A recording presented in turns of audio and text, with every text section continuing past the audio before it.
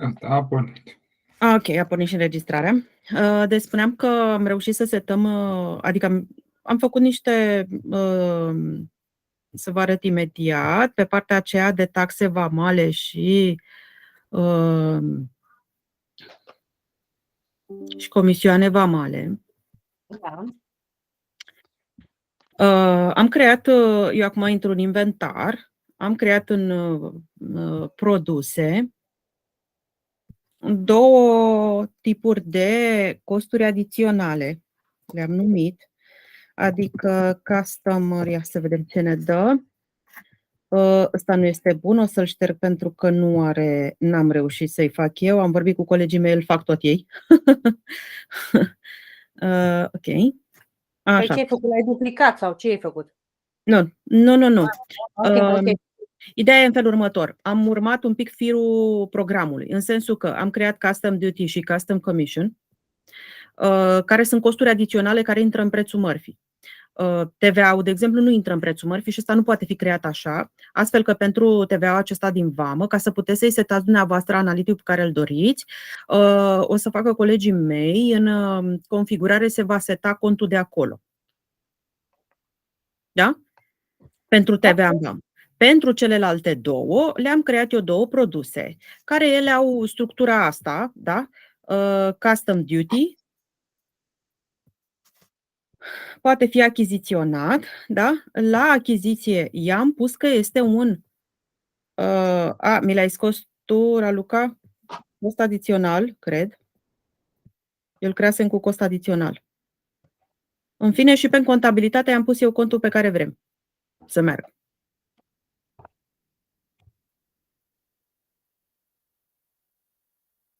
Da?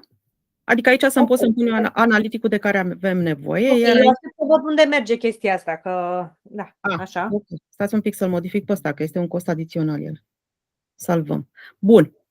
La fel l-am creat și pe ăstălalt, comisionul, care tot așa îl va merge pe... și aici este de bifat. De ce oare? Că este cost adițional. Ok. Așa. Și pe contabilitate pe 446, da? Pe analiticile separat. Bun, le-am creat așa. Mă duc de data asta să fac o factură, dar trebuie să o fac din achiziții, adică să mă mut înapoi, să ies de aici și să fac o factură de achiziție.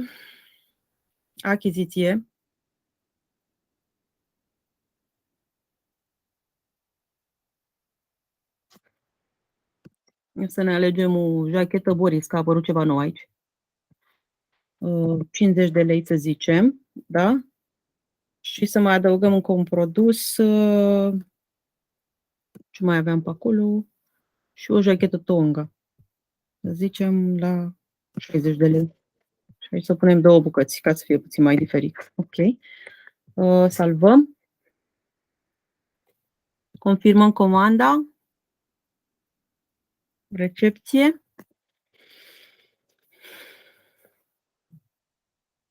Stați o secundă, că nu știu de ce aveam alt preț aici. Mi-a rămas prețul celălalt, care îl pusesem inițial, nu? Cred că da. Ok. Bun.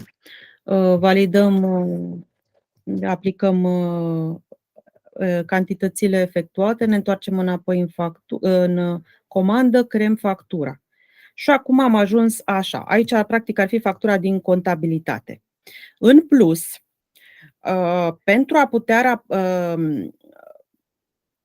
putea selecta doar produsele la care vrem să aplicăm taxele de DVI, a apărut acest câmp, care se numește taxe DVI. Eu vi-l arăt în momentul ăsta așa cum este el acum, va trebui, el se regăsește din aceste liniuțe, adică dacă nu-l vrem, se ascunde, da? Dacă nu avem nevoie de el. Dacă avem nevoie de el, pur și simplu îl punem. Da? Și prin editare îmi permit să spun la care produse vreau eu să pun taxele. Știți că ne spuneați că este posibil să aibă doar un produs taxe DVI. Mă rog. Da? Da. Așa, bun. Haideți să-i dăm o salvează. Acum, mă rog, n-a rămas încă bifat. Eu v-am arătat câmpul care este pus și trebuie doar în spate configurat să ia el taxele.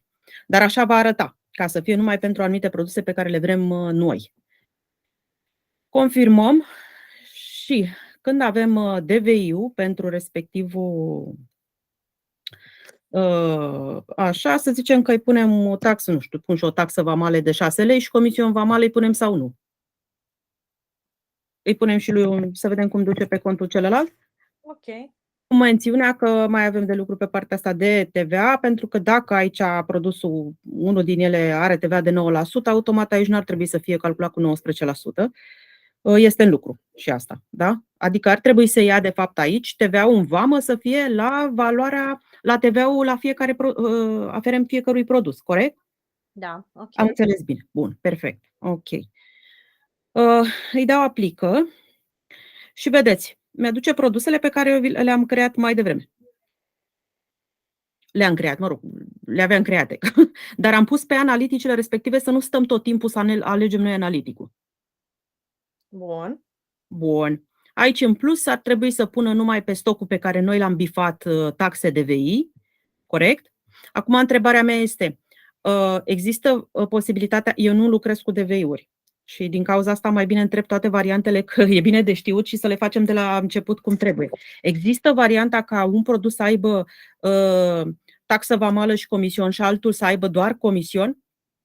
Da, se poate întâmpla și să fie procente diferite de taxe vamale. Deci, ceea ce faceți voi, repartizarea dintr-un singur loc, nu este ok.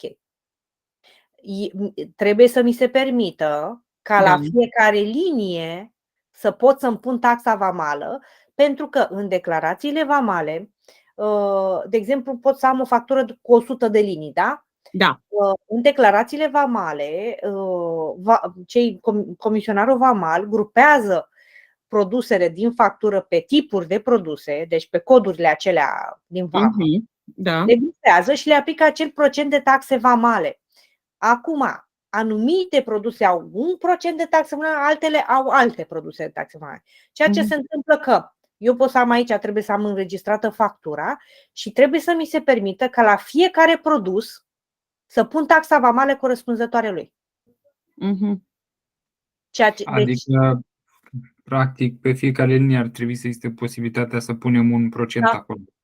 Da, procent sau sumă. Sau sumă, da. Sau sumă. Aceeași lucru e și cu comisionul vamal. Da, e bine că am întrebat, pentru că noi inițial am spus că dacă punem butonul ăsta de aici, merg împărțit după anumite tipuri. Păi asta urma să spun eu după ce finalizați voi, că nu este suficient. Adică asta vă rog, uitați-vă în Saga, pentru că în Saga permite chestia asta. Da, în Saga le are pe linie, din ce am văzut eu. Da. Și la fel transportul, repartizarea pe transport. Teoretic vorbind, da, transportul se repartizează pe valoare, dar nu totdeauna cei din vamă repartizează cum trebuie transportul. Așa că o să aveți o declarație vamală în care transportul, o valoare de transport e repartizată pe o grupă de produse și altă valoare pe altă grupă. Deci nu neapărat proporțional. Adică mai rotunjesc, mai vin, mai fac, nu știu cum fac, da? Pot să am mai multe transporturi și da. Pot să vină pe aceeași marfă cu același vapor sau așa camion, dar să vină din locații diferite. Da. Și atunci avem alte costuri. Da. Deci aceste repartizări pe produse nu este ok să vină dintr-un singur loc, da? Pentru că ele au specificul lor, din păcate. Deci, practic, ar trebui să am posibilitatea să adaug comision personalizat pentru fiecare linie, taxă vamală personalizată și transport personalizat. Cam așa. Nu este rău nici să am posibilitatea să mi se repartizeze ca valoare, ca sugestie sau ca o chestie din asta. Dar practic, ele au pe fiecare au acest calcul, pe fiecare linie. Da? Da, aveți de lucru la DVI-urile astea. Da, au de lucru cei de la tehnic, că uneori credeți-mă. Mă refer și DESA în sine, și contabilitate. La noi la DESA, noi la DESA, dacă adică le bag cantitățile, valorile și le-am făcut eu un calcul în Excel. Asta nu e mare lucru, o repartizare. Și își grupează pe grupe, pe produse, da? Și își repartizează exact ce scrie pe linie. Nu știu dacă ați văzut declarație vamală, există acele grupe de produse și ei spun cât pun valoare adițională se numește. Da? Valoarea adițională este taxa vamală, transportul. Na. Auziți, puteți să ne dați și nouă o copie după oricare DVI. Da, o să caut unul mai complex, adică, bine, nu știu în ultimele luni, iar fata care le băga tocmai a intrat în îngrijire copil. Trebuie să caut. Da, ideea este că acea repartizare a transportului este și mai mult de atât, stați că n-am terminat. Deci, zicem că vine factura de transport. Da? Și vine, eu o înregistrez în contabilitate.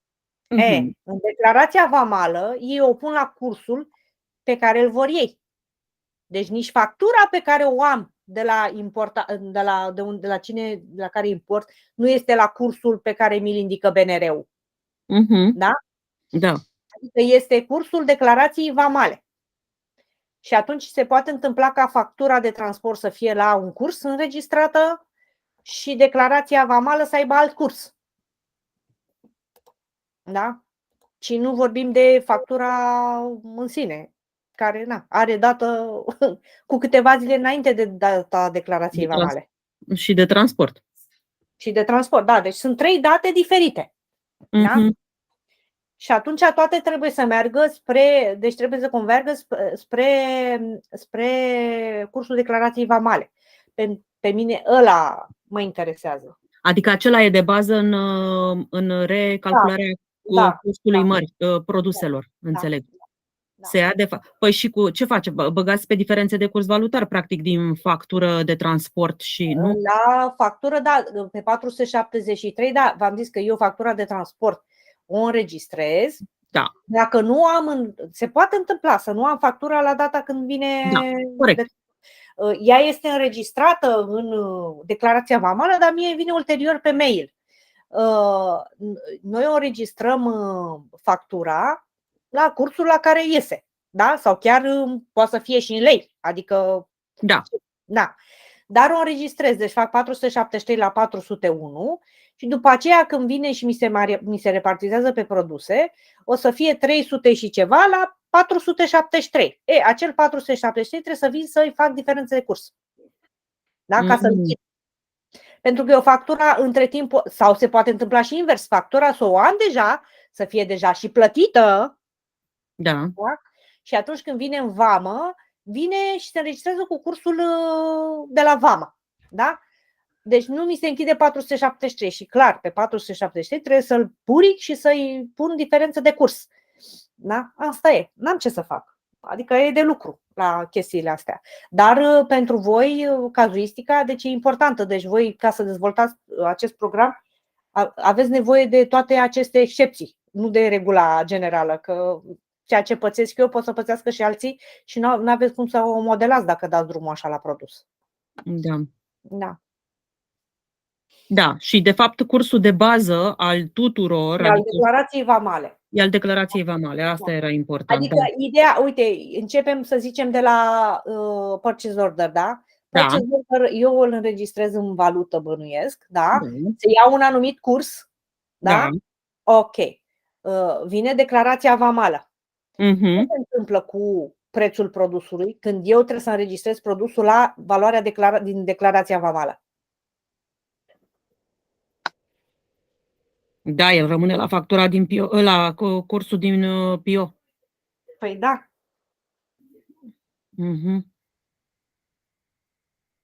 Și de fapt ar trebui la cursul din declarația vamală. Și diferențele să intre pe costul produsului. Păi da, pe costul produsului, dar cu ce? Tot cu adică mă gândesc la monografie. Păi nu, eu la monografie, de exemplu, în monografia pe care v-am zis-o eu vouă, eu nu am problema asta să-mi cresc prețul produsului, pentru că eu nu am purchase order în Saga. Așa, eu înregistrez direct la cursul din declarația vamală. Factura. Declarația vamală, da, factura. Da? Mhm. Textul Ah, 2 păi și la Păi nu, înseamnă că la factură noi putem face altceva. Aici unde sunt în factură îi pot pune cursul, bine, aici am nimerit Euron, dar îi pot pune cursul DVI-ului. Păi asta dacă este atent ăla care face recepția sau cine? Nu, Cine bagă acest curs? contabilitatea. Păi Deci, și se recalculează costul produsului? Că ei fac o recepție. Teoretic ar trebui să listeze NIR. da, stați așa un pic, da, corect. Adică ei aici la nivelul ăsta ar trebui să-mi aleg eu o listă de euro, de fapt, nu? Și înseamnă că ei n-ar trebui să mai creează factura. Da, Dar nu, recepția o face, păi nu, tot nu-i bine. Recepția o face stați așa, că tot nu-i bine, că recepția practic o face în euro, nu? 10 euro, cum e aici, facem un salvează, confirmă, stați că n-am pus furnizor, confirmă comanda și aici să văd ce curs folosește. La recepție, de fapt.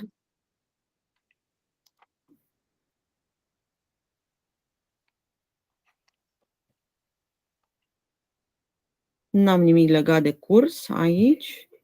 Aici n-am nimic legat de curs. Ok, notă nici atâta. Deci asta ar fi recepția. Și dacă face salvează și validează. Da. Așa, nu, vreau să mă uit pe NIR. Valoarea NIR-ului. Ca să ne dăm seama că aici facem un preț la NIR. Va aduce produsul la un curs anume. Da. Da, de ce am tot lei?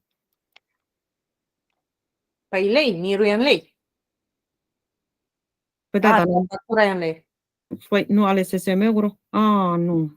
Am ales tot. Ce am făcut? Edit. Asta așa. Deci, încă o dată. Creez. Vreau în euro. Asta vreau să văd ce face el în euro. Mi-a întors iară. Gata. Bun. Adaug un produs. Sârmă, sudură, nu știu ce. 1,14, da? Salvează. De asta ți-i dau eu un ăsta mai rotund. 10, ca să fie mai ușor de calcul. Salvează. Mi-a rămas în euro, da? 10 euro. Confirmă comanda. Recepție. 10 euro. Și ne-a dat 4193. Aici, de fapt, îi mai trebuie un din ăsta de curs, să înțeleg. Dar achizițiile vede DVI-ul, nu-l vede. Nu. Oho. Păi știți ce problemă avem? Nu avem cum să facem achiziția în funcție de DVI dacă ei nu văd DVI-ul. Iar aici ar trebui probabil discuta, dar ține de partea asta de achiziții, adică pe partea ralucăi cumva, de unde vine prețul ăsta, de unde ia contul ăsta, cursul ăsta. El ia de undeva. Păi, eu despre lucrul ăsta am vorbit de pe vremea când mă uitam la achiziții. Deci, despre aceste lucruri, eu am avut obiecțiuni de la început.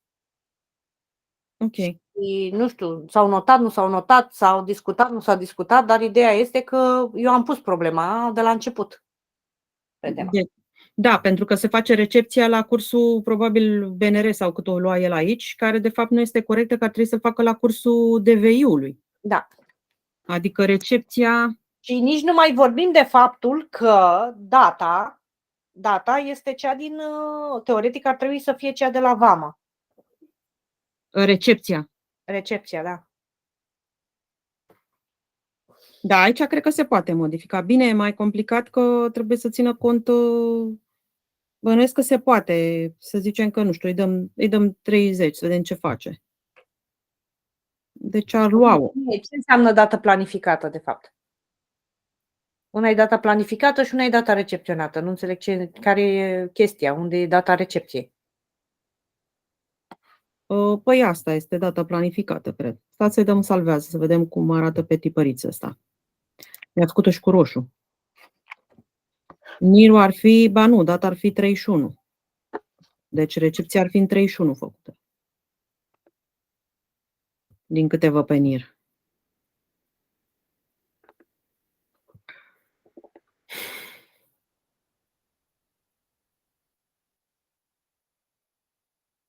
Data ar trebui să fie a DVI-ului, adică data recepției. Da. Mi le-am notat și eu, că dacă o să văd cum vorbesc cu Raluca pe partea asta. Ok, da, deci aici ar trebui de fapt să aducă cursul ar mai trebui să fie o coloană care se numește curs și să fie cursul DVI-ului. Singura modalitate de a vedea cum o bagă colegii sau pe comanda de achiziție poate un curs, dar nu vede DVI-ul Adică ei face comanda de achiziție, corect, și are și factura în față? Nu. Nu. Păi cel care la magazie nu știe chestia asta. Că el o primește la magazie. Da. Magazia de unde să știe? El știe că a primit 100 de bucăți de ceva. Dar uitați că aveți aici ceva cu confirmați data primirii. Așa. Nu știu ce face ăsta. Data confirmării, data recepție. Deci ar fi aici probabil ceva ca să nu facă ei mai departe. Înțeleg. Da, aici trebuie discutat, că nu știu ce implicații au. Da, ok. Ne uităm împreună adică cu Raluca când poate ea. Ne lămurească că văd că ar fi acel confirmă data, deci ar fi undeva. Bun, ok.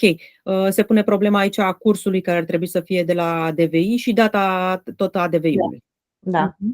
Ok. Pe achiziție ca să-mi aducă în factură.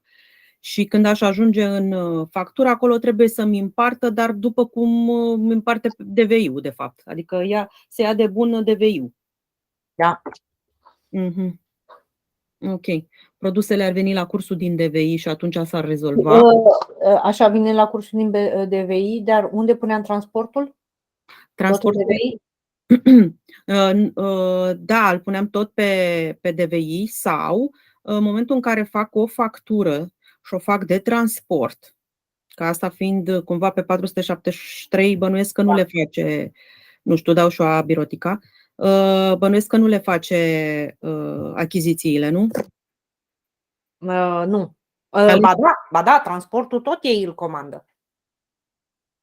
Teoretic au un purchase order de transport. Atunci nu vine din contabilitate, nu? Ar putea să vină și din contabilitate, dacă ei nu au înregistrat nimic, dar ar putea să vină de la ei, pentru că ei, de fapt, ei au solicitat transportul respectiv.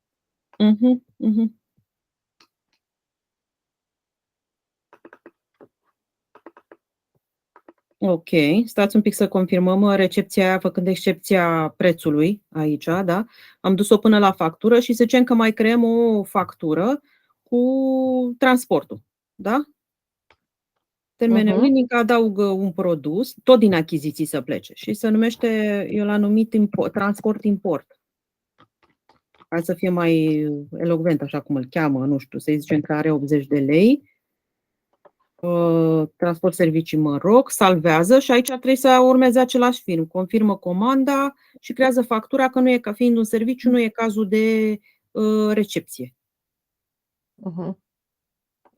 Cred că am făcut ceva. Trebuia să-i mai fac ceva, nu? Să-i pun la primit 1, că e invers de produse. Adică, mă rog. Bun. Și aș crea factura de aici. Și acum aș ajunge ori că am făcut-o din contabilitate, ori că am făcut-o de aici. Bineînțeles, de ce mi l-a pus pe 607 transportul ăsta? Că eu știu că l-am setat pe... Ia să vedem noi puțin aici. Transport, inventar. Produse.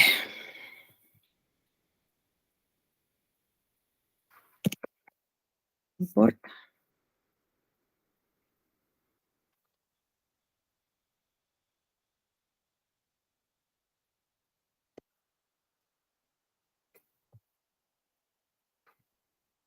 În 473. Este cost setat. Pe categoria de... Păi nu are legătură, că i-am pus categoria este pe all. Dar ar trebui să-mi ia contul de aici. Eu dacă l-aleg în contabilitate, mi-l ia pe ăsta de aici. Adică dacă fac factura asta direct în contabilitate, nu o să-mi vină cu 607. Culmea e că îmi vine cu 4.0 din contabilitate. Deci, cum pleacă din partea asta, nu e ok.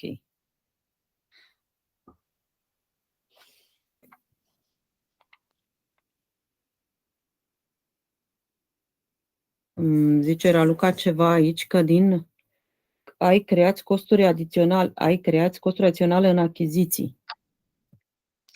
Ce scriu până scuze. Da. Că până mă lămuresc și eu. Păi, sunt pe valoarea asta și unde am aici creează? N-am creat. Aici e un buton. Păi unde e butonul? Eu nu-l văd. O fi că asta am dus-o până la factură, oare? Sau de unde? De aici, din facturi, direct? Cost adițional, văd că este un buton jos acolo pe linie. Păi, butonul ăsta jos pe linie folosește când am produsul și îi spun că e cost adițional și mi-adaugă separat cost adițional. Deci nici de cum de acolo. Adică dacă mă duc în contabilitate și fac acum, creează o factură și creează factură și aleg produsul ăla, mi-l ia cu codul bun. Nu știu de ce în achizițiile altfel. Acum mă depășesc cu unele lucruri din achiziții, sincer. Eu dacă mi-aleg aici transport, import ăla cum l-am ales, care l-am creat tot eu, îmi pune 473, deci îmi creează corect și îmi semnalizează că este un cost adițional pe care îl fac și după ce îl adaug aici cu ce o fi, cu 60 de lei sau cu ce vreau, îl salvez și creez costuri adiționale la transferul pe care îl doresc să-l pun. Da? Mă duc și îi pun aici transferul. Trebuie să văd ce factură am făcut cu transferul respectiv. 00024 sau cât urma. Uite. Aleg transferul ăsta și îmi pune în măsură egale sau, mă rog, cum mi-aleg eu pe asta. Da, face evaluarea, mă rog, trebuie să-i pui de aici TVA-ul și să-l calculeze aici. Au rămas colegii mei că revin aici să-mi calculeze 60 de lei la cât vine ăsta. 60 ori 19% înseamnă 11,4. Da? Și salvează. Și pot să-i dau să calculeze și mi se pare, ia să vedem aici dacă pot să-i dau un buton de calculează. Dar cred că trebuie să dau editare. Așa. Ia să vedem. Calculează. Și mi-a făcut evaluarea stocului. Da? Și mi-a pus prețurile. 60 de lei am împărțit, 30-30 pe linie. Și a făcut de aici. Dar de ce din comandă mi-a altceva, n-aș putea să spun. Deci mie aici, în factură direct, efectiv mi-a luat și am aplicat transportul la factura respectivă. Da, aici acum am împărțit transportul, care... Aici l-am pus noi pe linie. Stai să dacă pot să mai intru pe costuri adiționale asta. Uite-l. Asta este. Da? Și era metoda de separare egal. Okay. Are la metode de separare mai multe. Mă rog, am validat. Pe bucată, în funcție de cantitate. Păi da, pentru că am validat asta. Stai să văd dacă pot să-i dau o resetare la ciornă și să mă întorc înapoi pe costuri adiționale. Și dacă mă mai lasă, că nu mă mai lasă, că am validat-o.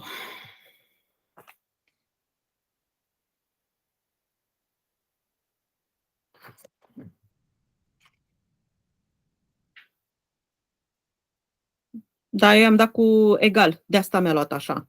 Ideea e că pot să mai fac încă una, nu e un capăt de țară. Da, am văzut, da. Era...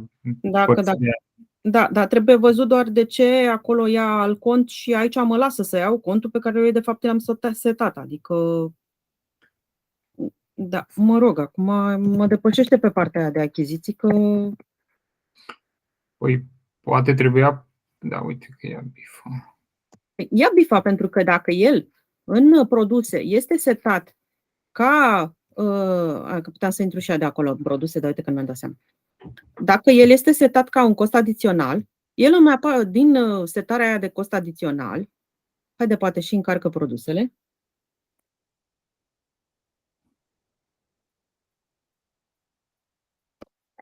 Bine, poate ne lămurim după aia, că tot scrie Raluca, dar e un pic mai greu. El este setat aici, la achiziție, cost adițional. Da?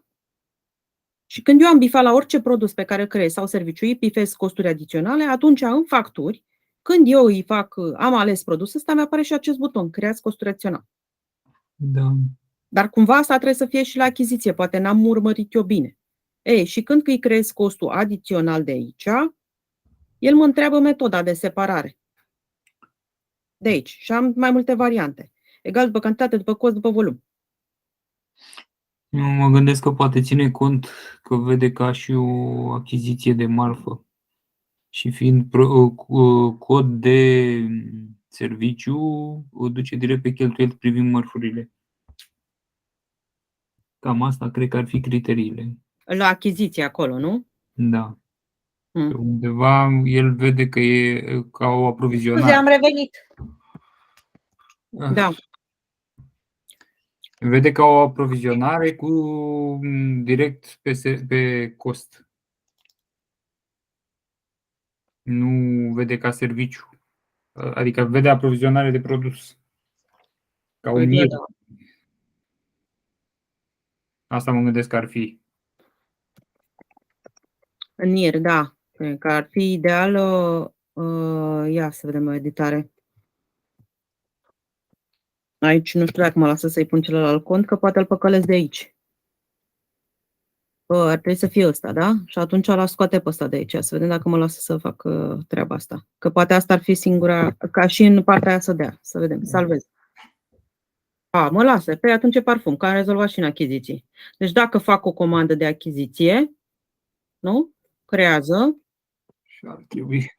Așa ar trebui. Mă rog, am luat tot asta birotică, data de aia și aleg aici produsul import, adică l-ar face achizițiile, da? Eu am la prea puțin prin modul ca să...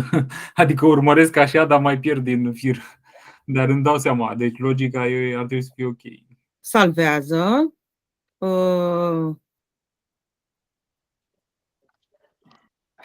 Confirm comanda. Editare. Pun aici o bucată, că altfel nu mă lasă să trec. Salvează. Și creare factură. Ia să vedem acum. L-am păcălit. Bun. Și am creat factura de transport. Deci din achiziție am creat oferta, i-am pus produsul transport import, mi-l aduce pe contul ăsta, îmi spune că este un cost adițional și acum trebuie să creez costurile adiționale. Ca să creez costurile adiționale la transport, trebuie să-i spun pe ce transfer trebuie să facă treaba asta, pe ce achiziție. Și să zicem că achiziția este 00025. Avem. Cum îmi dau seama care este achiziția? Mă duc în achiziții. Da, mă rog, sau o notez dinainte. Trebuie. Da, ideea este că mă duc în achiziții și mă uit la recepție, da, pe importul respectiv, mă uit la recepție ce număr intern are asta. De exemplu, ăsta are 0026. Deci ăsta ar fi transferul la care, adică la produsul de aici, din recepția asta, eu trebuie să-i pun 00026, transportul. Adică ce NIR am făcut? Ce NIR am făcut, da. Să zicem că are un TVA, aici trebuie să rezolvăm noi partea asta de a calculat TVA-ul plătit în vamă, da? 80 înmulțit cu 19%, 15,2. 15,2. Am avut ăsta când mă duc pe Elmerate. Deci 15,2 ca să scot să se vadă. Bun. Metoda de separare egal sau după cost sau cantitate. Să zicem după cost, da? Da, așa ar fi normal. Așa. Îi pot spune să-mi facă și un calcul și atunci pe cont evaluare stoc o să-mi spună sârma sudură era la valoarea inițială de atât, i-am adăugat costul de 80, s-a făcut valoarea nouă atât. Bine, aici e o singură linie, da. Da, aici e o singură linie, da. Salvează și validează și practic așa i-am pus transportul. Și am creat și factura de transport pe care am primit-o de la furnizor. Mai fac o dată, nu? Sau reintru pe ea, că poate m-am mișcat eu prea repede. E un pic cam repede, dar logica, în principiu, am înțeles-o. Deci, o iau din nou. Adică oricum e înregistrat, adică putem să ne mai uităm dacă e... Păi nu, dar din nou. Am făcut așa, am intrat în achiziții, mi-am făcut prima dată importul pe produsul sârmă, bla bla bla, i-am făcut recepția. După ce am făcut recepția, am văzut care este numărul de inventar, da? Și acum tot achizițiile vin și spun, bine, eu am și, cum o cheamă pe aia? Am și transport. Și am creat. Raluca zice că să adăugăm direct pe comandă înainte să facem factura. Asta nu știu, atunci o lăsăm pe Raluca să ne arată cum se adaugă, Da. deja mă depășește. Eu așa știu să o fac. Am zis că Da, bag și da, da. E și asta o variantă, adică Da, clar, e și aia o variantă, dar mă depășește poate, puțin, așa că chiar am uitat să-l adaug, adică puteam să-l adaug și am uitat și ok, revin după aia și fac separat. da, pe mine mă interesează să fac și factura de transport, atenție, nu doar să bag pe produs. Ori Da, dacă da, da. eu ce am făcut acum, practic am făcut factura de transport cu comandă din achiziții, da? Am făcut factura de transport. Am trimis-o și în contabilitate și am repartizat și valoarea pe produs. 2 într-1, cum ar veni, e ok. Da? Adică asta am făcut eu. Dacă se poate și mai simplu, e și mai bine. Ideea este că trebuie să am și înregistrarea facturii furnizorului de transport. Da, aici nu știu cum, adică dacă repartizez din comandă, îmi duce factura de transport undeva sau trebuie să o mai creez o dată? Aici, într-adevăr, și eu am o dilemă. Probabil că vedem cu Raluca când o să se poată, adică ne uităm împreună, că poate da, și ai o variantă. Dar asta ar fi dacă s-ar crea factura de transport din achiziții. Altfel aș crea-o din contabilitate și la fel, procedura e aceeași, că în contabilitate, în momentul în care am ajuns cu factură furnizor și am dat să creeze cost adițional, de acolo procedura e la fel. Da? Îmi face acea notă contabilă, mă rog, aici s-a nimerit să fie doar după o linie, dar, cum ne-a spus doamna Carmela, există posibilitatea să fie variații de cost la linii, dacă sunt mai multe, da? Variații de preț de aici, de costul ăsta de transport. Deci rămâne de studiat cum facem împărțit. Și tot aici ne-a mai rămas și partea asta de TVA, că trebuie să o calculeze la automat la valoarea transportului, să-mi facă și TVA-ul plătit în vamă. Eu am întâlnit cazuri chiar cu mai multe de facturi de transport pe o anumită parte a importului.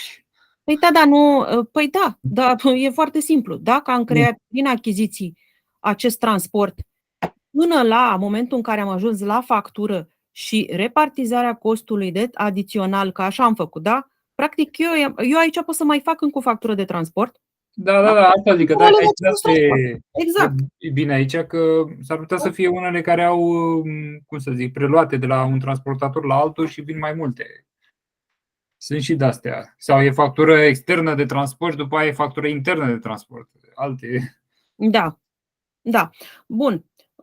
Păi cam asta ar fi, dacă mai sunt întrebări pe partea asta de... Nu, eu nu am întrebări, doar o să aștept procedura finală definitivă și verificată de la cap la coadă, cu NIR, cu tot, cu toate lucrurile. Deocamdată încerc să nu escaladez pe tema asta. Păi, da. Ideea e în felul următor. Eu făcusem un flux la cum e el în momentul ăsta. Adică sunt necesare aceste modificări și de curs și de a împărți taxele vamale pe produse. Și atunci fluxul ăsta care l-am făcut eu, deși am muncit ceva la el, nu o să mai fie valabil decât până într-un anumit punct, pentru că trebuie să-i punem cu ce pași sunt de fapt cei care vor interveni. Da, exact. O să aștept finalul ca să nu mai stăm să despicăm firul în patru. Eu am spus care este procedura de la început. Îmi pare rău că nu am stat fix numai pe lucrul ăsta cu toată lumea. Deci eram pe partea de achiziții și bănuiesc că tocmai de-aia s-a văzut doar dintr-o singură direcție. Dar continuăm. Haideți să facem pe subiectul de astăzi, nu? Pe deconturi. Da, deconturile se regăsesc în contabilitate. Acum aveți mai multe caserii? În momentul ăsta nu, dar teoretic trebuie să existe mai multe caserii. Din care se vor face deconturi separat? Din care se face deconturi separat, da. Deconturile pot să fie la diverse, adică un om poate să fie la mai multe caserii, o caserie să aibă mai multe deconturi, adică multe la multe, cum ar veni. Ideea este în felul următor. Pentru a seta pe caserie, că așa funcționează el puțin, am mers pe jurnalul de caserie și la cont advance am băgat contul 542. Îl lăsăm așa deocamdată, adică pe analitic, pe sintetic, scuze. Deconturile se regăsesc tot așa, în contabilitate, în furnizor și se numesc deconturi cheltuieli. Creăm unul. Ne alegem un angajat. Nu știu, o să aleg administrator, că oricum nu are importanță. De aici, dacă sunt mai multe jurnale de numerar pe 542, vor apărea, bine, vedeți că aici ne lasă să le luăm pe toate, adică, mă rog, nu este... Dar dacă am avea două caserii, ne-am alege pe care dintre caserii vrem acest decont. Noi avem în cazul nostru unul singur. 2 secunde. Întrebare, adică eu dacă iau banii într-o caserie, nu pot să dau în altă caserie bani înapoi? Nu cred. Ba da, cred că da. Că legătura ar fi doar că avansul e făcut dintr-o caserie. Legătura e pe angajat. Adică ar trebui să meargă. Nu, s-ar putea să fie o problemă aici. Pentru că eu când fac tot decontul ăsta și în momentul în care vreau să returnez, adică când îi dau lui avans, să zicem că i-am dat avans pe 11, da? Dar data cheltuielii nu o să fie pe 11, că poate l-a făcut-o pe 19 de contul. Da? Îi dau avans, să zicem 200 de lei. Ei, acești 200 de lei mi registrează în jurnalul respectiv. În jurnalul caseriei de unde am primit banii. Sunt de acord cu asta. Așa. Dar eu pot să returnez în altă parte. Sper. Ar trebui să... Stai să mai fac Pot să-i dau avans din mai multe caserii și să urmăresc... Și asta, da, pot să-i dau avans și din mai multe caserii. Sau să-i dau și cu OP. Îi plătesc cu Exact. Toate astea trebuie să poată fi închise într-un singur decont. Sau în mai multe deconturi. Sau în mai multe, dar în mai multe e mai simplu. E mai greu când închizi toate astea într-un singur decont. Poți să facem așa, Casa București, că oricum nu contează, dar vreau să fac două numerar. Aici, cont de numerar, asta cu 5311, dacă plătești din bancă. Dacă plătesc din bancă, fac din jurnalul de bancă. Îi fac direct pe 542 punct cât are el. Adică se face alt jurnal? Sau cum? Are deja alte jurnale. Aici în jurnale.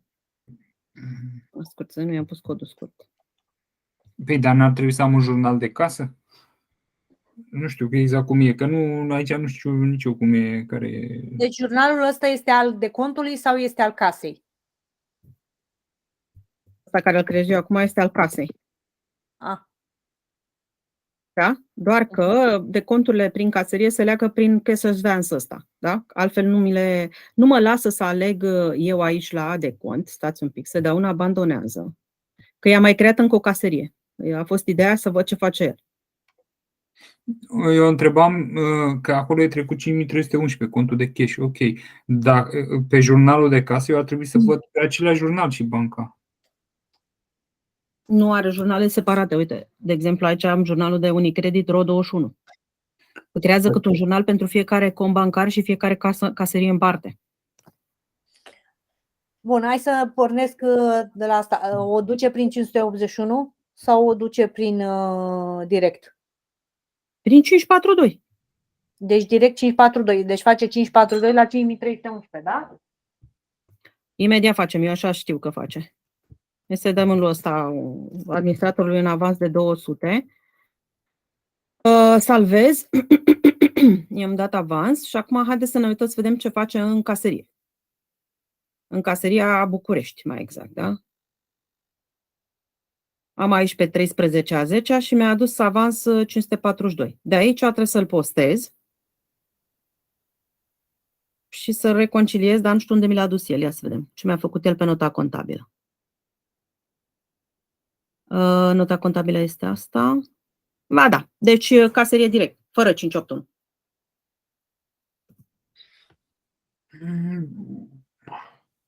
I-a dat banii din casă, da? Bun, eu aș vrea să văd cum se face, mă rog, pentru DESA, că ei văd că au mai multe spețe și cred că ar trebui să vedem exact cum se face și din alte conturi. Mă gândesc, păi dacă fac din alt cont, să zic că îi plătesc cu cont bancar, da? Atunci ce facem? Creează jurnal de casă pentru fiecare. Deci pentru fiecare caserie, pentru fiecare cont din care fac plata? Păi se duce pe bancă, da? Și la suma asta, mă rog, aici se nimerește să spunem noi. Da, ar trebui să văd în jurnalul de casă, ar trebui să văd și în jurnalul de casă toate astea. toate cumulate, toate conturile din care am făcut plata, din care am virat bani. Nu doar pe cel de bancă. Deci vreau... Scuze. Alo? Da. Da, eu am avut iar un telefon, deci lunea este groaznic. Nu. Am înțeles. Încercam să identific o speță pe care cred că o aveți. Să plătiți din mai multe conturi bancare sau din... Da, plătim din mai multe caserii conturi la un singur om. bancare, da, și plătim și din cash la un singur om. Și ar trebui să se vadă pe același jurnal, de asta zic, de casă. Adică vreau să văd jurnalul de casă pe luna asta, trebuie să arate toate. Jurnalul de casă, deci pe jurnalul de casă trebuie să văd doar ce am plătit prin caserie. Eu ce înțeleg prin jurnal de casă este casa, adică 5311, analiticul corespunzător. Ce înțeleg prin decont, înțeleg că tot ce am dus pe analiticul omului, pot să văd și pot să văd direcțiile din care au venit respectivii bani și pot să văd unde a dus banii, ce a făcut cu ei. Da, ideea este că dacă retrageți bani de la bancă și îi virați în casă, și pe ei ar trebui să-i vedeți. Păi în jurnalul de casă, da, normal. De asta zic că Dar noi el vorbim acum de deconturi. Ideea este următoarea, că eu un decont, haideți să vă spun eu speța mea. Deci în decont ce am? Se poate întâmpla să am așa. Să am, eu îi plătesc din bancă unui om mai multe lucruri. Îi plătesc și salariul, îi plătesc și diurnă, îi plătesc și diverse cheltuieli pe care le face, îi plătesc diverse lucruri. Da? În momentul ăsta, cum se întâmplă în saga, se duce pe acel 542 al omului respectiv. Da? Și văd în orice moment ce sold mai am să-i dau omului sau ce are el să-mi dea înapoi mie. Da? De exemplu, acea diurnă eu trebuie să o înregistrez 625 la 542. Corect.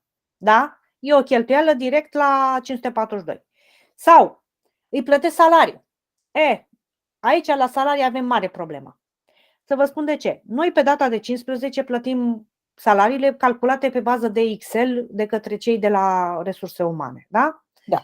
Noi în contabilitate nu știm ce plătim. Deci noi plătim salarii plus diurne. Așa se înțelege la noi, da? O sumă, să zic, 12.000 de lei. Da? Eu în momentul respectiv nu știu unde și cât este fiecare, cât e salariu, cât este diurna. Da? Pentru că la salarii ei mai adaugă, mai pun niște prime, mai fac niște chestii.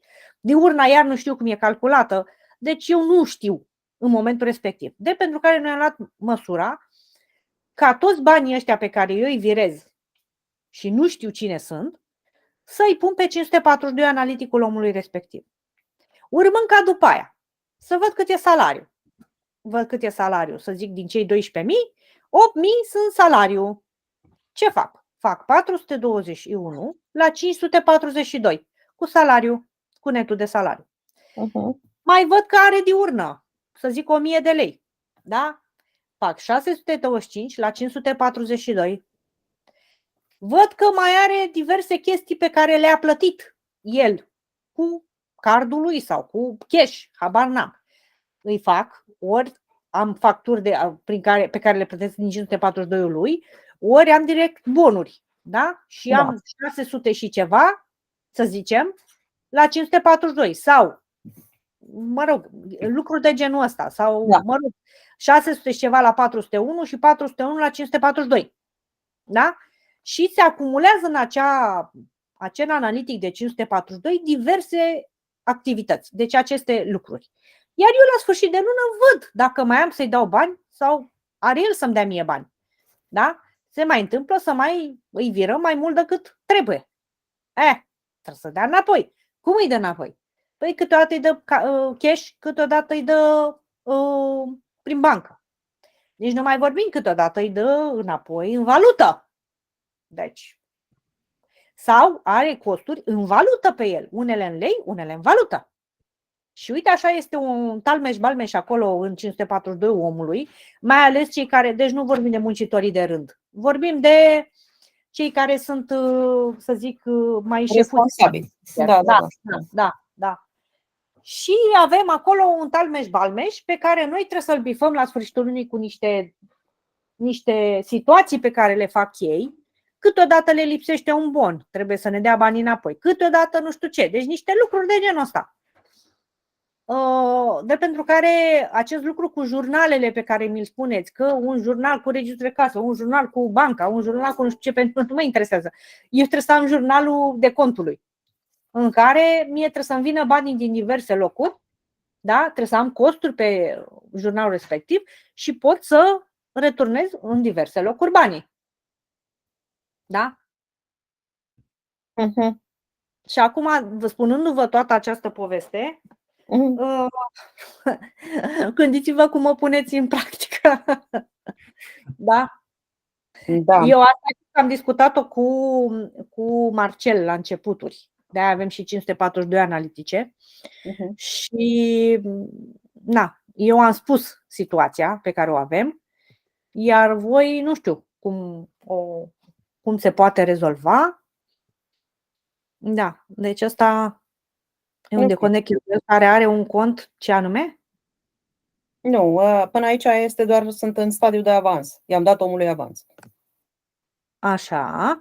Și am dat în jurnalul ăsta, din caseria din care am zis eu că i-am dat, mi-a încărcat dispoziția de plată, să-i spunem, da? Deci odată ce am făcut înregistrarea de aici, de cont de cheltuieli, am spus că în data de 13 a avut avans de 200, în jurnalul de casă, dacă merg acum pe jurnalul de casă, București, mi-apare o registrare pe 13 cu ce i-am dat lui. Nota contabilă fiind aici. Face direct reconcilierea, adică nu mai stau eu să-i dau în spate ce trebuie să fie. Îmi face nota asta contabilă. Bun. Așa, deci pe asta e până la avans, da? I-am dat avans. După care spun, domne, ce fac eu cu diferența asta? Că i-am dat un avans și pot să fac mai departe. Și merg pe validează. Bineînțeles, dacă nu are avans, aici nu se trece nimic, trebuie doar să-i trec o dată, dar aici se trece 0, nu face nicio înregistrare contabilă. Da? Validez. Da? Și acum încep să le editez. Pardon. Stați un pic, că cred că i-am dat prea repede. Invalidare, editare, scuze. Să-i dau avansul. Îi dau avans, scuze. Da, bine. Stați un pic că s-a supărat pe mine. Mai creăm unul. Nu o să mă lase așa. Deci am 2 administratori aici. Casa București, data avans. Haideți să alegem altă dată ca să nu mai fim. Și cu altă sumă, 300. Salvează. Avans. Și editare. Și acum mă lasă, deci i-am dat avans, îl las așa, până când vine omul și îmi spune ce a făcut cu banii. Da, și aici îi dau, adaugă o linie. Îi pun data de contului. Da? Îi spun ce reprezintă. Acum avem 2 tipuri de cheltuieli aici. 2 tipuri de ce pot să aleg. Cheltuieli și plată furnizor. Plată furnizor înseamnă că am deja factura adusă de el și am băgat factura pe ce era ea, pe 623, să zicem, da? Cu 2, cu 1, mă rog. Da? Aleg plată furnizor, trebuie să îi spun furnizorul pentru care s-a făcut, pentru care am factura respectivă, da? Și factura respectivă se închide cu furnizorul ăla. Nu știu, cred că un AAA o să pune, că erau solduri pe el. Mă rog, aici trebuie să-i trec și ce fac. Plată furnizor, plată sau cum îl cheamă, sau chitanță, sau ce are el de la furnizorul respectiv, să zicem care are chitanța în față, sau bon fiscal, mă rog. Și îi spun și valoarea. Stați un pic să mai deblocăm un pic de aici contul și valoare taxă, nu taxă. De fapt și taxă pot să las. Bun. Asta e în cazul în care aleg o factură. Da? Când aleg cealaltă, a doua variantă, adaugă o linie. Zicem că avem de 2 tipuri, da? Și am un bon fiscal de motorină, să zicem. Da? Da, poate putem să-i pun și sumă. Să zicem că avem de 100 de lei aici deocamdată. Da? Îi pun taxa.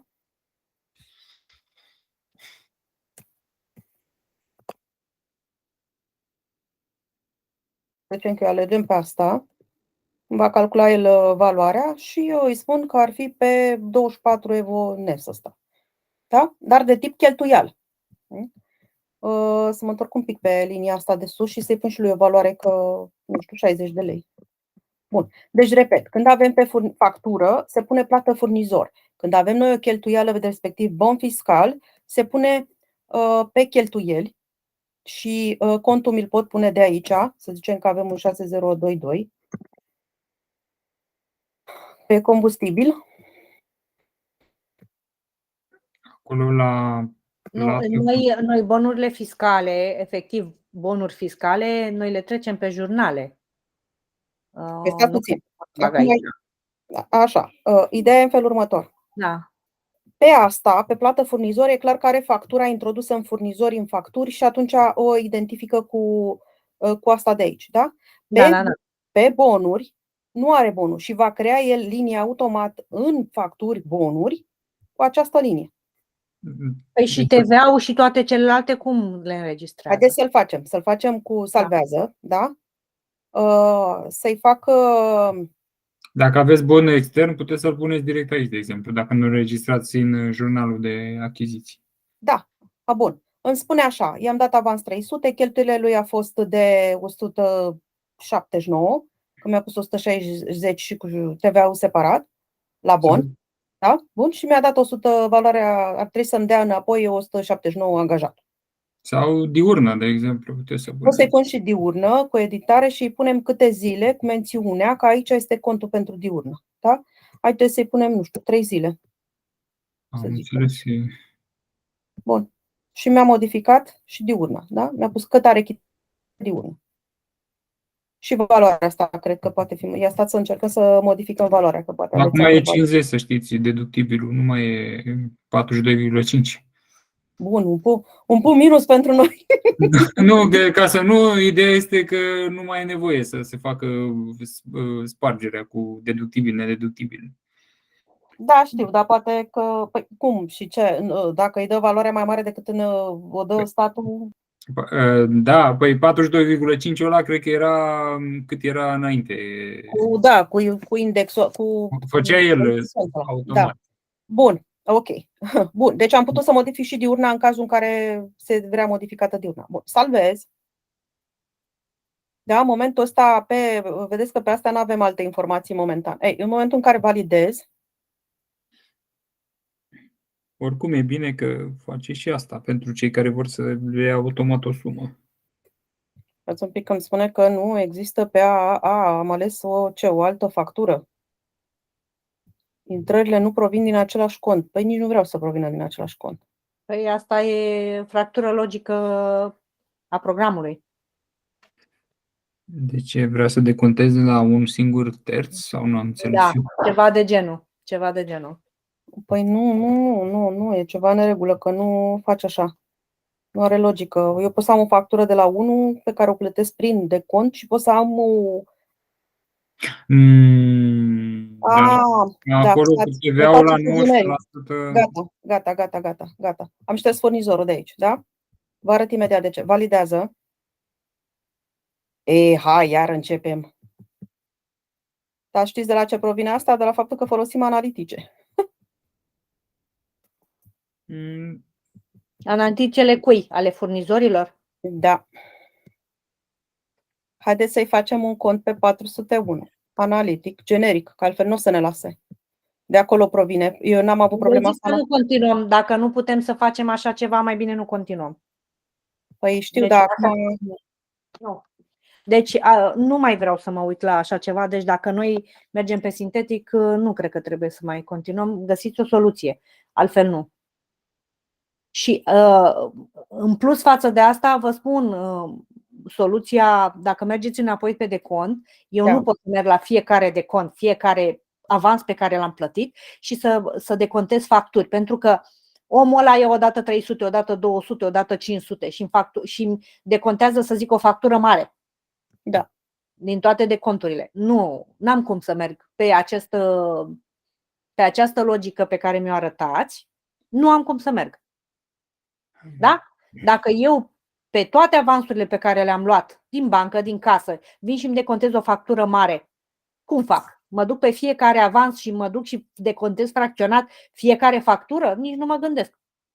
Nu pot să fac așa ceva. Da?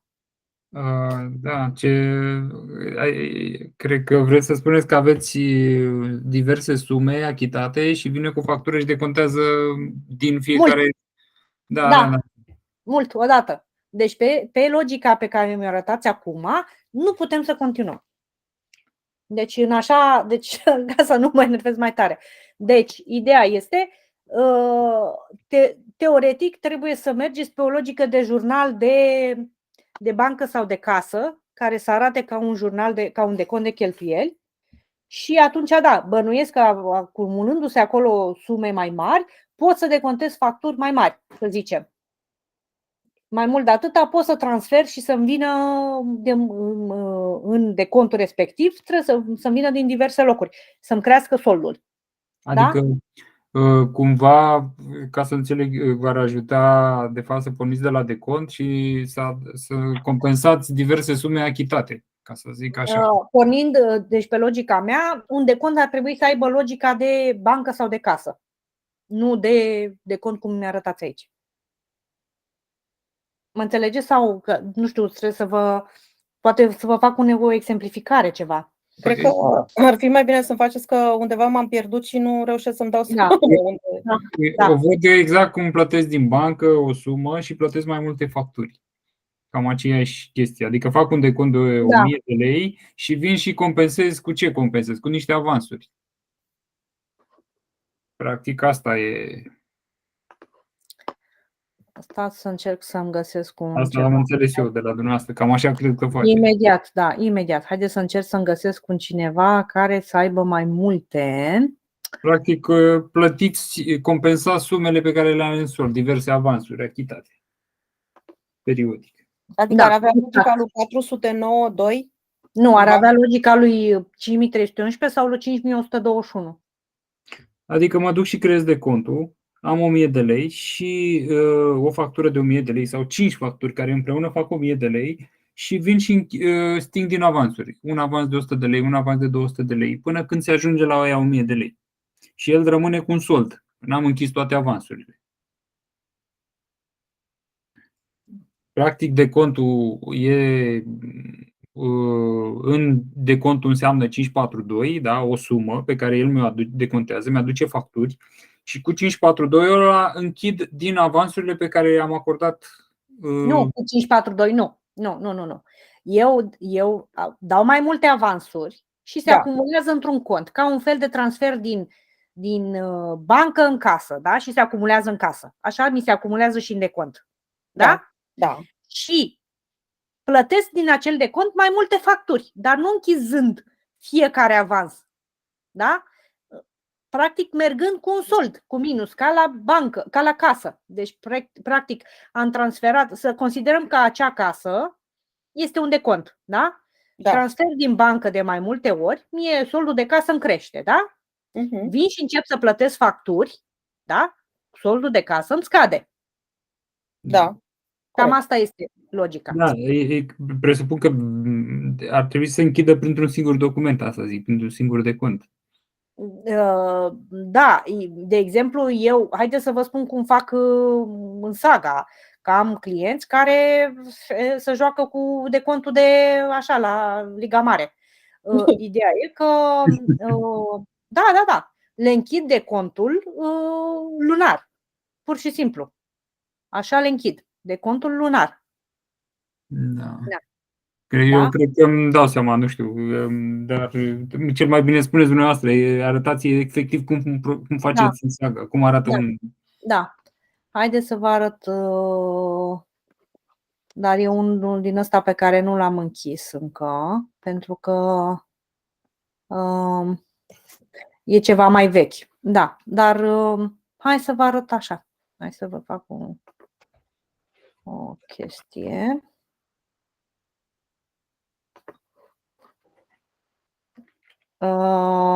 Ok. Bine, mai iau o dată.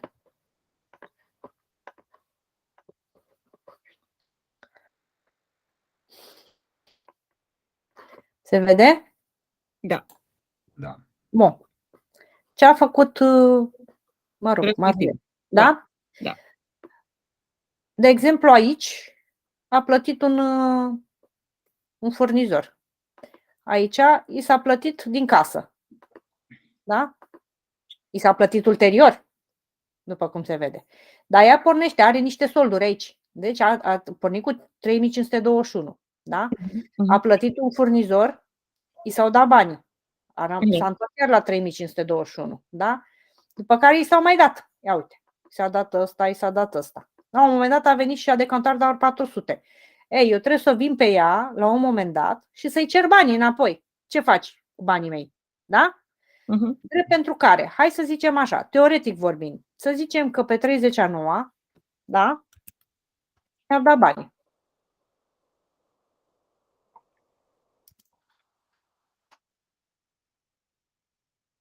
Da? Să zicem că îmi dă tot. Asta e varianta ideală. Da, să zicem, da? Dar poate să-mi dea fracționat, da? Eu trebuie să o caut de când a avut ea 0. N-a mai avut de mult. Uite, pe aici a avut cu minus. Mă rog, să zicem că eu vreau să-i tipăresc un decont pe luna septembrie. Am înțeles. Da?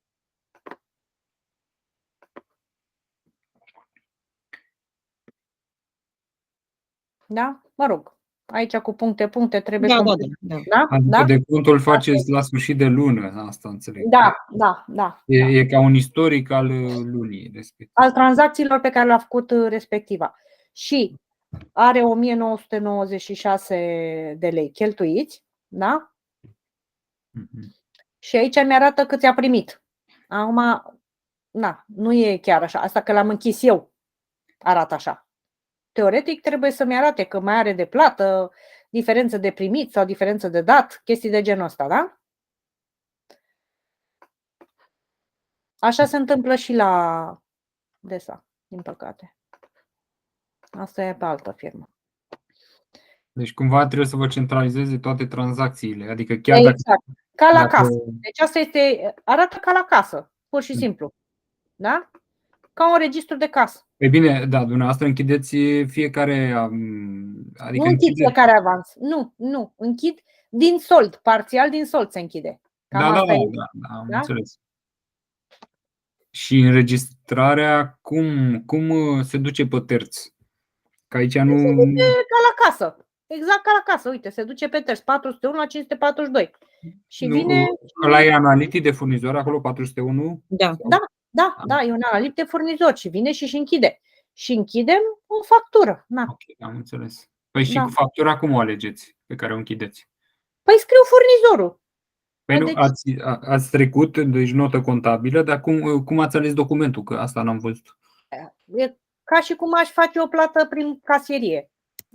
Uite, pun 401 și să zicem că vreau să... Ok, acolo în dreapta. Nu, asta nu m-am prins.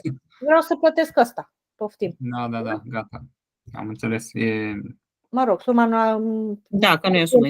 Da, nu i-am pus suma ca să repartizeze, dar ca idee, da? Da. Deci e necesar să alegeți acolo un document. Da.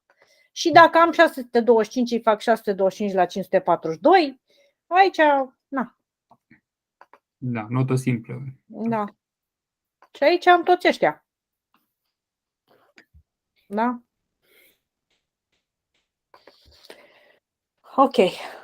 Bun, deci cam asta e. De-aia v-am spus că teoretic ar trebui să fie un fel de... Ar trebui să copiez jurnalul de casierie sau de bancă sau de... Păi da, dacă aveți pentru fiecare o parte, faceți cât un din ăsta. Păi asta e problema mea, da. Asta e problema mea, că dacă am câte am 500 de oameni, sunt terminat. Păi, da, nu aveți cum să le... Adică ideea este că el face, deși acum singura problema mea este că, într-adevăr, el reacționează dubios din cauza analiticelor. N-am avut problema asta până aici, mă rog. Ok. Da. Dar cumva el ar funcționa, cum v-am povestit eu, el face nota contabilă în spate pentru diurnă. Nu pot în momentul ăsta să-l validez ca să putem să vedem că îmi tot dă cu aceste... Bazându-se pe ce face cu nota contabilă? Că i-am scris eu diurnă acolo. I-am dat aici diurnă, da. 3 zile și pe 625. Aha, și dacă nu-i pun 3 zile și spun eu o sumă de diurnă cât vreau eu, nu mă acceptă? Cred că trebuie să fie diurna. Ba da, că cred că puteți să-i puneți o zi cu o sumă, nu? Nu, Altfel- vreau să nu-i pun nicio zi. Păi nu puteți să nu-i puneți nicio zi.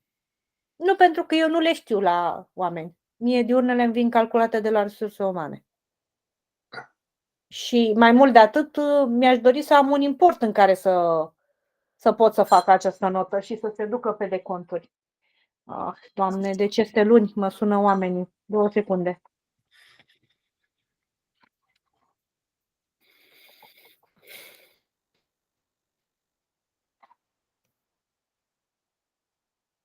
Nu, cred că se poate pune și aici să pună o zi fără zile și adică să pună colegii cum ar veni. Pur și simplu. Nu știu, să zicem că îi zic aici diurnă, ia să vedem. Bine, tot nu mă lasă să-i pun valoarea eu. Zice că îi pun 60 și să-i pun contul pe care vreau. Dar în cazul ăsta trebuie să facă 625. Să facă colegii aici încă un tip care să numească diurnă, să nu mi-l ducă pe nimic, că el nu știe decât cele 3 tipuri.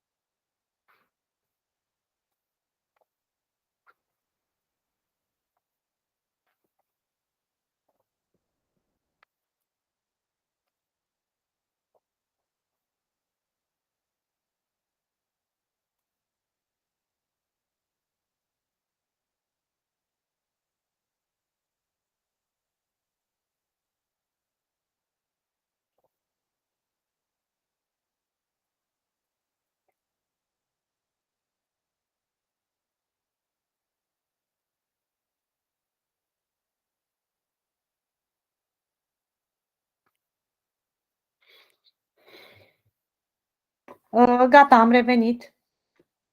Mă auziți?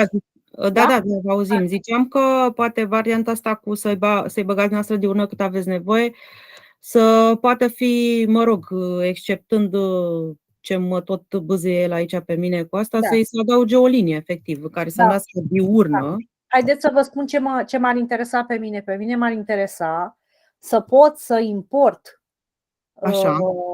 fișierul de diurne pe care noi îl primim Primiți în Excel. Da, primesc în Excel și să-mi facă automat nota 625 la 542 analiticul respectiv, 625 la 542 analitic respectiv și să mi se și ducă pe aceste chestii. Adică logica lui este că atâta timp cât folosim, mă rog, 542. Nu, logica este că în Saga, acolo unde scriu un cont, el se duce în toate tipurile de jurnale unde ai legătură cu contul respectiv. În acest program, dacă eu fac o notă contabilă în diverse, mie nu mi-o ia în jurnalul Xulescu. Da? Adică dacă fac 625 la 542 analitic, nu mi-o ia pe jurnalul de nu știu care. Sau dacă fac, nu știu, să zic 625 la 5311, nu mi-o ia pe jurnalul de casă. Așa e? Păi nu-l ia pentru că trebuie făcut din jurnalul de casă. Asta zic. Asta e o mare hibă a acestui program.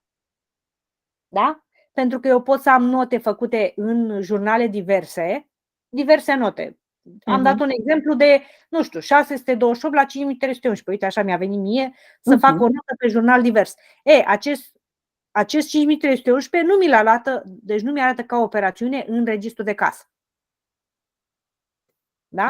Nu încarcă în jurnal. Nu încarcă în jurnal, da. Și e o hibă foarte mare pentru că eu pot să pierd, să zic, informație.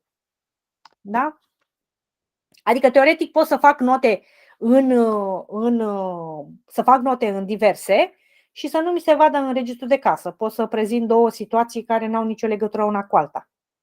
Da? Adică balanța să aibă 5311 scăzut, da? Dar registrul de casă să fie cu soldul mare. Da? Și e o mare hibă pentru că asta e hiba programelor ERP-urilor în general și a programelor făcute în afara țării. Da. Da. Dar, mă rog, în afară de faptul v-am spus, el funcționa cumva ok.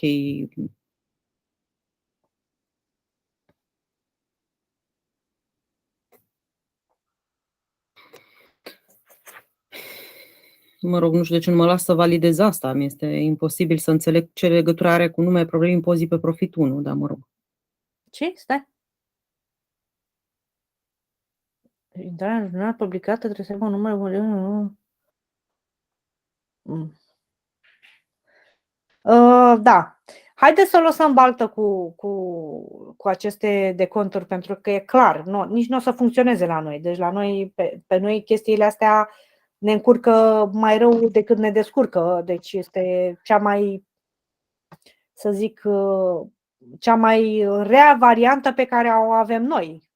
Așa ceva nici nu o să putem să o folosim. Nici nu discutăm că să folosim așa ceva. Da? Pentru că nu o să murim cu ele de gât. Da? Trebuie să ne găsiți o variantă care să funcționeze cel puțin ca cea de bancă sau de casă. Da? Și să nu trebuiască să fie ca la 4092, adică să nu trebuiască să fac 10.000, că am 500 de oameni, să nu fac 500 de pătrățele de-astea, de dreptunghiulețe în ecran. Da, adică în funcție de partener să găsească analiticul partenerului respectiv și să-l înlocuiască. Da. Asta înseamnă că pe conturi va mai apărea, pentru că am discutat cu Marcel deja treaba asta, și practic pe conturi va mai apărea un câmp care se va numi, parcă partener mi-a zis el, stați un pic să dau configurare.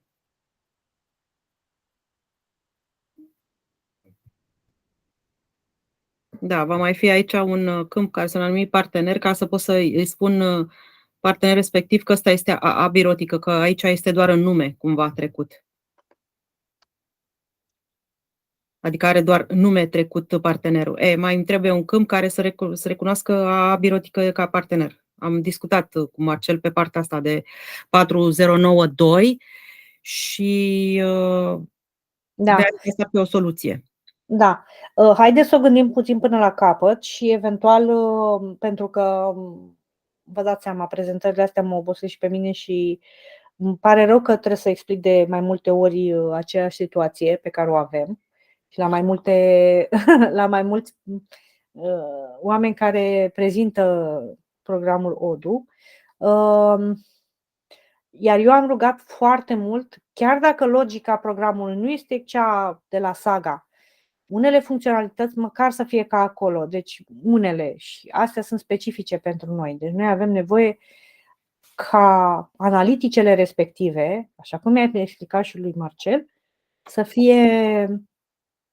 să apară în mai multe, adică să apară în diverse locuri sau să funcționeze, nu știu, ca niște, nu știu cum să zic, ca niște conturi libere. Nu vine un cuvânt.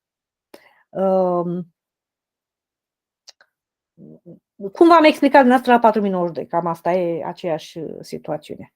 Da? Dar, adică aceeași situație ați văzut. Plătesc către un furnizor, către 4092 de mai multe ori, îmi vine cu o factură mare. Da? Aceeași chestie este și aici. Da? Ok, o să mă gândesc și eu. Da. Iar diurna aceea, adică aș prefera să merg direct pe cont. Deci, teoretic, n-aș vrea să trec la rândul de diurnă. Aș putea să merg să scriu diurnă la rândurile acelea sub furnizor sau, știți? Acolo. Păi, da, așa, adică. Da, acolo, da, acolo. Dar astea mi-aș dori foarte mult să le pot importa, pentru că la 500 de oameni cred că murim. Nu avem cum să înregistrăm așa ceva. Este imposibil. Să stau să intru pe fiecare analitic și mai mult de atâta, deci nu vreau să le văd 500 de dreptunghiulețe. Da. Ok. Da. Bine. Deci altceva mai avem astăzi? Păi ce mai puteam să vă arăt eu? Acum, teoretic, cumva în afară de deconturi cu care o să încercăm să vedem ce variantă găsim și să vă fie mai ușor decât, mă rog, ce avem noi acum. În principiu, cam din lista mea, cam am făcut, mă rog, am trecut prin cele ce am putut să prezint, fără modificările ulterioare. Eu aș propune ca, ce mai puteam să vă prezint este transformarea lui 2, nu, invers, dintr-o clasă de 3 într-un mijloc fix. Mi-ați spus că o să aveți situația asta. Da, este posibil să avem așa ceva. Ideea este că ar putea, sunt mai multe variante. Varianta ar fi că, teoretic, bine, poate să fie și schimbare legislativă, să fie și invers, adică din mijloc fix în obiect de inventar. Poate să fie și o erare de logică la noi, în sensul că am considerat că există, de exemplu, un mijloc fix și când acolo era o piesă de schimb foarte scumpă la un utilaj și atunci trebuia să o bag ori pe piese de schimb, 3024, ori chiar să măresc valoarea utilajului și să se recalculeze valoarea de amortizare. Adică sunt multe situații. Da, nu știu ce să zic. Și aveți toate variantele? Le-ați... Acum toate variantele nu, pentru că discuția a fost pe a transforma dintr-o clasă 3 într-o clasă 2. Cumva, dar el face, cumva, el are partea asta, are în inventar, se caută produsul respectiv. Acum nu știu ce produs să luăm. Oarecare, nu mă contează. Eu știu, dar m-ar interesa contul care l-are în spate să urmărim ce a făcut. Schela asta. Da. Schela favorit o luăm. Are cont de marfă, deci ar trebui să fie pe 371. Ok. Da? Bun, pe ăsta luăm. Ok. Se numește schelă favorit. Acum, când mă duc pe rapoarte, pe evaluarea stocurilor, o caut pe asta, care se numea ceva cu favorit. O caut sus, da? La produs. Pardon. De ce nu-mi dă? Nu era favorit? Nu știu, că nu n-am prins. N-aveam stoc pe ea, probabil. Da, în stoc 0. Stați să luăm unul care are stoc.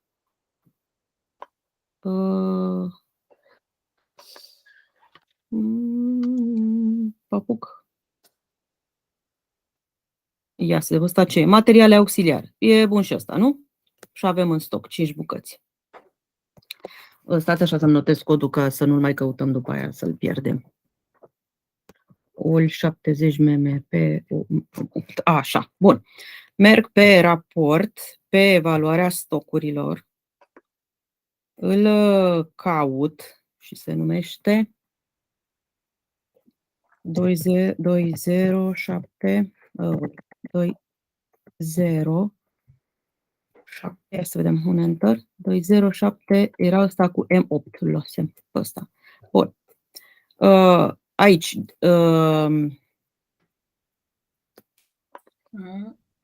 așa. Da, cred că n-am dat bine eu.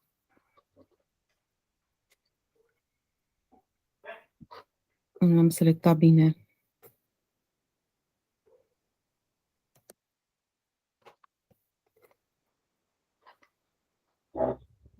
Era evaluarea stocurilor.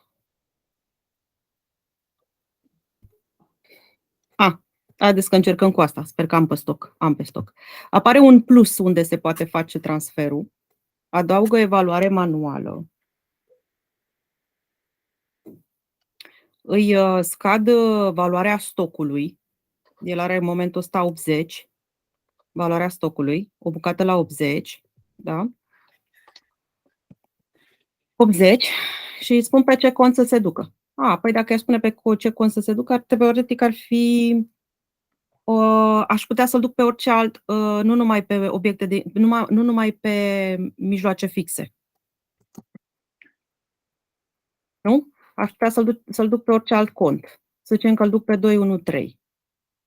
Așa, dată contabilă, să zicem că este de astăzi, ca să-l găsim mai ușor. Motivul, nu știu, transformare mijloc fix, să zicem, și îl reevaluez. Astfel mi-l scoate din contul contul contabil pe care el este existent și mi-l scade și din stoc și îl face această notă contabilă. Așa.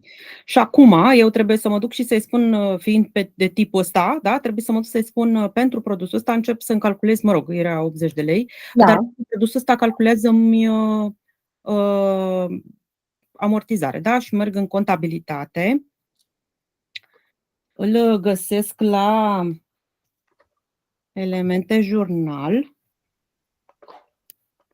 Bun.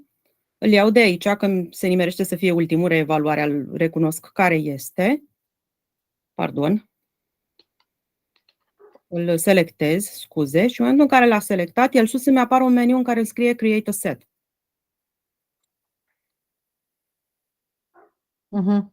Și de aici mi-l bagă în clasicul model de ăsta, cum îi spune, de stați să vedem dacă avem, nu știu, îi dau cum am creat noi, de exemplu, laptop sau când am creat noi amortizarea direct, un model. Sau, mă rog, îi creez eu unul. Deci așa face mutarea din contul în care a fost introdus inițial în contul în care se vrea introdus. Aici am ales eu 213, dar acolo îmi dă posibilitatea până la urmă să aleg orice cont. Ceea ce e bine că dacă aveți mai multe spețe decât cea asta cu modificarea, eu am crezut că aveți doar pe asta, din modificarea unei clase 3 în modificarea unei clase 2 cu amortizare. Păi dar nu, cred că invers e mai grav.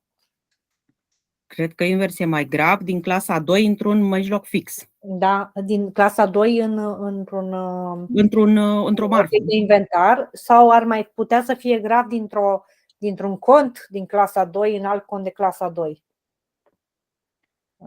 Și aia cred că e mai complicat.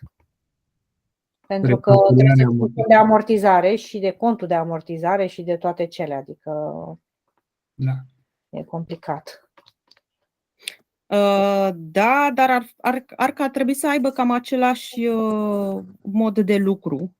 Ideea este că dacă el este în amortizare, bun, dacă este un activ, este în amortizare, în contabilitate, în active, eu îl pot opri, mă rog, trebuie să avem unul care este în execuție, eu îl pot opri din amortizare, da, că îi pun dispose, mă rog, da? Acum nu știu dacă pe contul ăsta este ok să vi-l ducă. Sau de fapt nu. Mai repede și mai repede îi opresc amortizarea ăstuia. Păi și ce s-a acumulat nu pot să duc pe ceva? Sau să stornez, de exemplu? Sau... Păi depinde dacă se mută tot în mijloace fixe. Păi trebuie să se ducă în 2, de exemplu din 2813 în 2814. Din 2813 în 2814,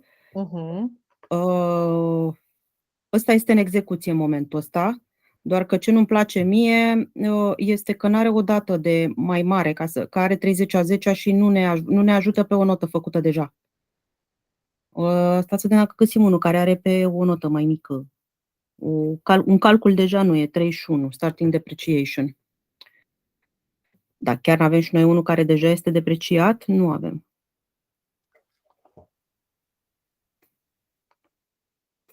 Noi să-i dăm lui Să-i dăm lui ăsta. Să zicem că nu mai avem pe 2813, da? Da. Haideți să-l confirmăm, ca să ne facă niște note contabile în spate de amortizare, că altfel nu reușim să ne dăm seama. Bun. Și eu dacă îi spun aici lui, modifică amortizarea. Ei, ce e asta? Dar de ce nu mă lasă? Asta este, ar trebui să mă lase. Modifică amortizarea, operațiunea nu poate fi creată. Mă depășește, din păcate. Ok. Dacă îi dau pauză, doar se oprește, da? Nu mai îmi face amortizarea respectivă. On hold, scrie. Rămâne cu amortizarea asta și atât, nu mai face nimic. Ok. Și Dar dacă îi dacă dau... văd că pe contabilitate apar și conturile de contabilitate jos acolo, că de fapt eu asta ar presupune transferul să fie alte conturi de evaluare.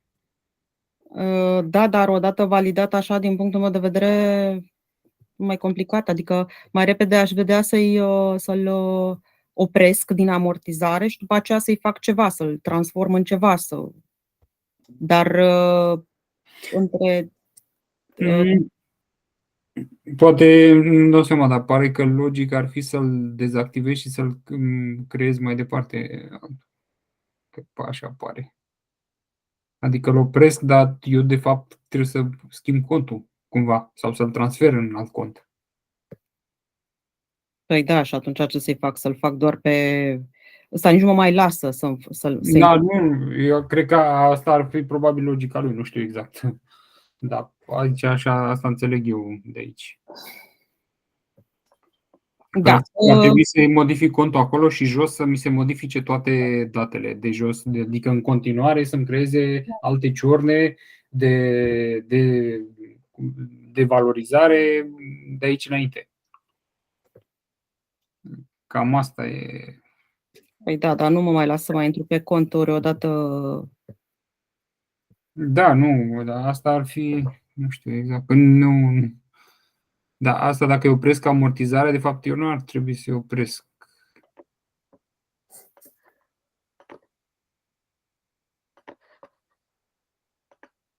Ce opăresc amortizarea și mai creez unul la fel și modific conturile, că nu văd altfel cum, pentru că bănuiesc că amortizarea până aici creată se dorește să rămâne cum era creată, nu? Se poate întâmpla asta? Mă auziți? Da. Da. Se poate întâmpla asta sau se poate întâmpla să fi descoperit că nu am pus pe contul corect. Și atunci eu practic ar trebui, cum ar veni, să revin adică să fac o notă acum în care să revin. Hai să vă spun cum facem noi de fapt, că na. Da. Deci, practic, fac storno prin 473, să zic, fac 213 la 473 cu minus, 214 la 473 cu plus, da? Și fac și 2814 la fel. 2813, adică 473 la 2813 cu minus și 2814 la 473 cu plus. Dar amortizarea în Saga merge în continuare. Ce nu poate Saga în momentul ăsta, de fapt poate să recalculeze amortizarea de acum încolo, dar dacă devalidezi iar lunile și revalidezi, îți recalculează amortizarea din lunile pe toate lunile pe care ai devalidat. Și nu este ok. La noi aici, în situația noastră, dacă pe mine m-ar lăsa să fac note de mână în jurnale diverse, nu aș avea nicio problemă. Doar să schimb contul, adică să schimb 213, să-l pun în 214, de exemplu, prin acest transfer pe care îl faceți voi, mi-e ok. Da? Și după aia restul notelor să le fac eu de mână. Adică să duc 2813 în 2814. Dacă mă lasă, atunci nu am nicio problemă. Aici mă lasă. Da? Da. Păi uite, să fac acum o notă. Deci, mă rog, l-aș scoate, nu? Să-l bag în 2814. Adică își pune pe Da, credit aici, corect? direct, eu nu le fac niciodată direct pentru că mi afectează rulajele totale pe an. De-aia fac prin 473, stornez. Faceți un debit cu minus, cum ar veni. Da. Fac la 281 fac un credit pe minus, cum ar veni. 281.3, Da. 473 la 281.3 cu minus. Corect. E la fel. Adică repun cum ar fi trebuit să fie pus. Da? Adică se face ca o corecție de înregistrare. Ca o corecție. Nu fac niciodată în direct pentru că v-am zis, când se face bilanțul, îți dau niște rulaje aberante și nu au legătură. Îl vede ca o ieșire, care de fapt Da. Deci nu. e o Da, este o reclasificare de fapt. Da, corect. Da, așa ar trebui să fie, să arate?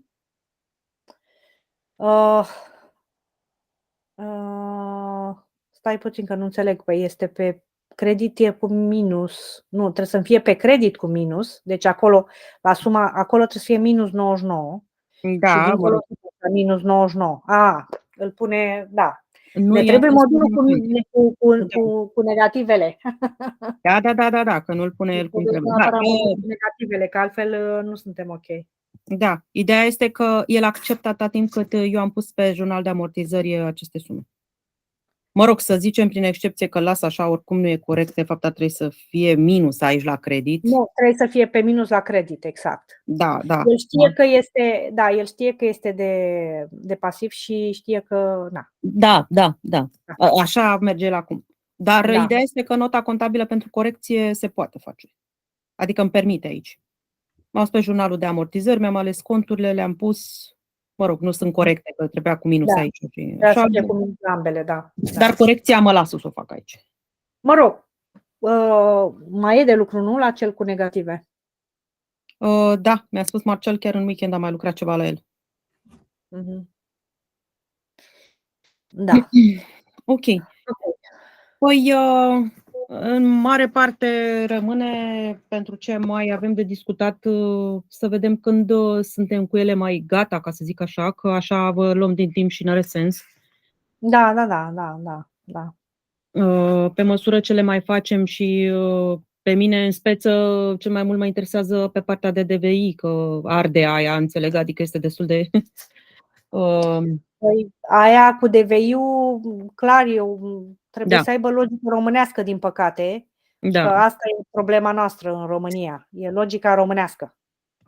Da, cu deconturile, da. Ar mai fi. Și mă rog, probabil că mici chestii, că vrea noastră am dat soldul final să fie la bancă, să fie același cu cel calculat, dar astea sunt minore cumva, adică când le prezentăm pe toate, nu... Să știți că ca și soluție pentru 4092, Marcel a spus că se poate doar prin 581 ăla, dar să încarce și linia în celălalt. Și în celălalt să găsească analiticul aferent, ca să nu stați să le puneți de mână. Cam asta ar fi logica pe care am gândit-o cumva. Adică o să văd prezentată și... Da, ca să nu mai... Da. Ok, bine. Păi atunci rămâne să ne auzim când avem din ele finalizate, că așa vă ținem pe dumneavoastră degeaba momentan. Da. Bine. Așa, și luăm legătura atunci probabil prin Raluca, că ea este... Mai am astăzi cumva, parcă am văzut că aș mai avea astăzi încă o dată ceva. Nu mai știu ce, cred că inventory. Nu știu, poate pe HR. Pe inventory, nu știu. E partea pe care nu o știu. Cred că ea știe mai bine, dar... Ceva de genul inventory la ora 2. A dispărut. Mi-a dispărut din calendar. Exact când mă uitam. Cred că a scris ceva, Luca. L-a șters. S-a mutat mâine, că nu poate participa Emre. Ne-a scris în chat. Bine atunci. Bine, atunci să ne auzim repede cu ce avem de transmis. Ok. Bine. Da. Mulțumesc frumos. La revedere, mulțumesc și eu. La revedere. La revedere. La revedere.